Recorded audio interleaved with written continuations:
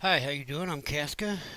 Uh, this is my Civilization 6 tutorial and walkthrough. It's going to be quite long, a lot of parts. I'm going to do a lot of editing.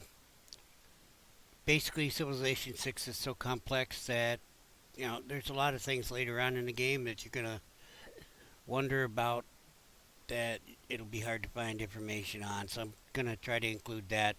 Plus, you're going to get to see how to play an entire game. Hopefully win. That's the plan. Uh, so, First thing I'm going to do is set up a game, and then I'm going to move to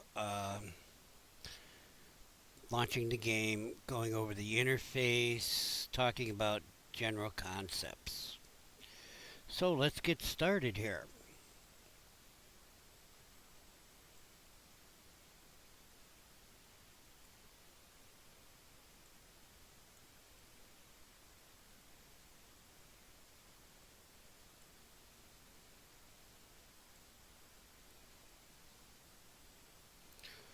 Okay, so this is the main menu, obviously, and we're going to play a single player game. What we're going to do is create it, and we're also going to do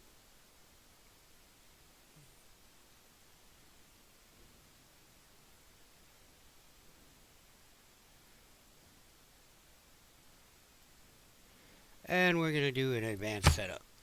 Okay, so we're going to play with Trajan. Where you at, Trajan? The second of the five good emperors. Rule set is going to be standard Civilization 6 game. These are basically scenarios, the rule sets. We're going to keep game difficulty on the default if you're starting. It's Prince. If it's not there, put it on there. Okay. Uh, if you got it, let's look at that. If you got it on Settler, Chieftain, Warlord, it's probably a little too easy. Civilization 6 isn't that difficult. Oh, well, so you get up here and the computer really cheats. So, you know, try it out on Prince, see what you can do. I bet you do okay. Okay, we get to start in any era we want, but we're going to start in ancient era. And we're going to put it on standard game speed. If you're practicing to play online, there's an online game speed that you could select. Okay, I'm going to leave the default settings. Got the map on continents. Okay, what that does is it makes a few large land masses. Okay, there are all kinds of different ones. Okay, I'm going to go with continents. And I want to up the map size to huge. I like me a big map. Okay, so it's going to make the tutorial a little longer, but it's going to, teach you a lot of things. So, as far as the resources, world age, start position, temperature, rainfall, sea level, leave it all the same. Okay, but I am going to turn off score victory, and I'm going to do that by turning off the turn limit.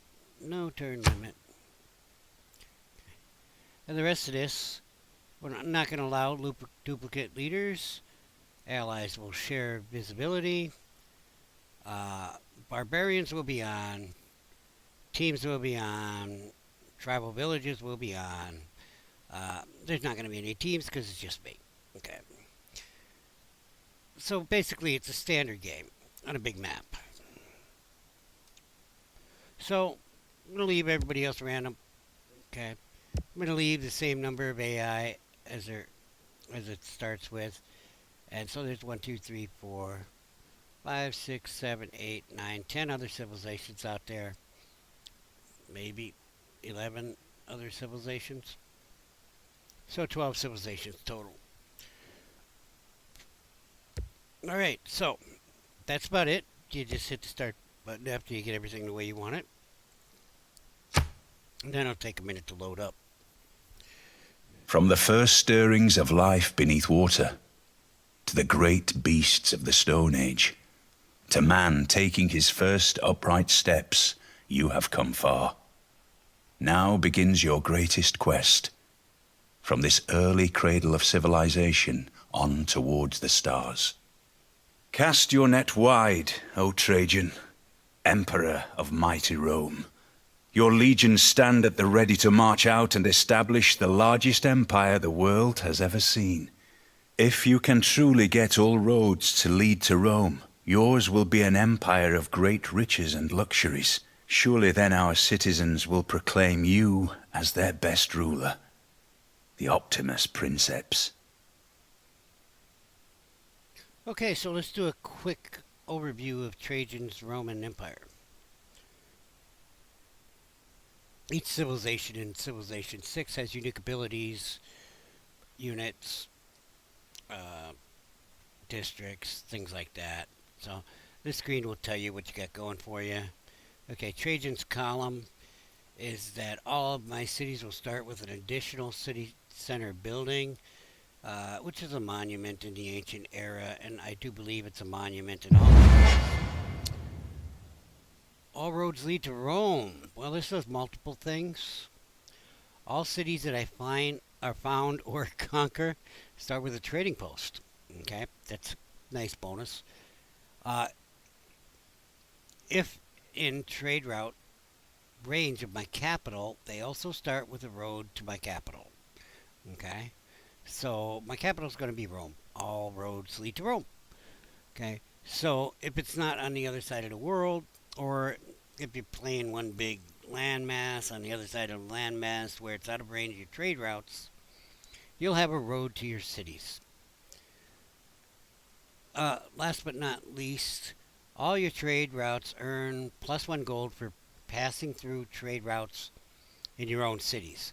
So what that means is, let's say I'm going to do a trade route from Rome to the Greek Empire, okay, and it passes through 2 of my cities. On the way, it's going to have 2 extra gold that another civilization wouldn't do because I will have trade posts in those cities. Alright, so the unique unit is the Legion. It's a land unit. It's a melee unit. It replaces the Swordsman, classical era. We will get into I realize some people might be new, so I will get into what a melee unit is when we get in the game. The way this tutorial is going to work, when things come up, I'll try to explain them a little bit. The other thing is a bath, which is a unique district. Districts is something new to Civilization 6, so if you've played prior civilizations and, not sure what a district is, I'll be trying to explain that. The bath has some unique properties in addition to those of the aqueduct district that everybody has.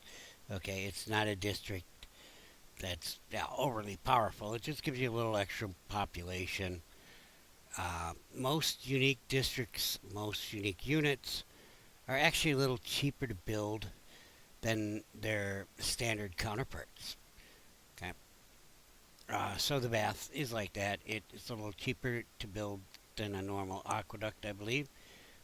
You find that with the Hansa and the Germans, which is a unique industrial district for the Germans.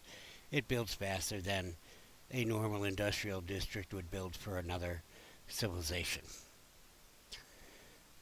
Alright, so that's about the overview of Trajan, and we will get the game loading.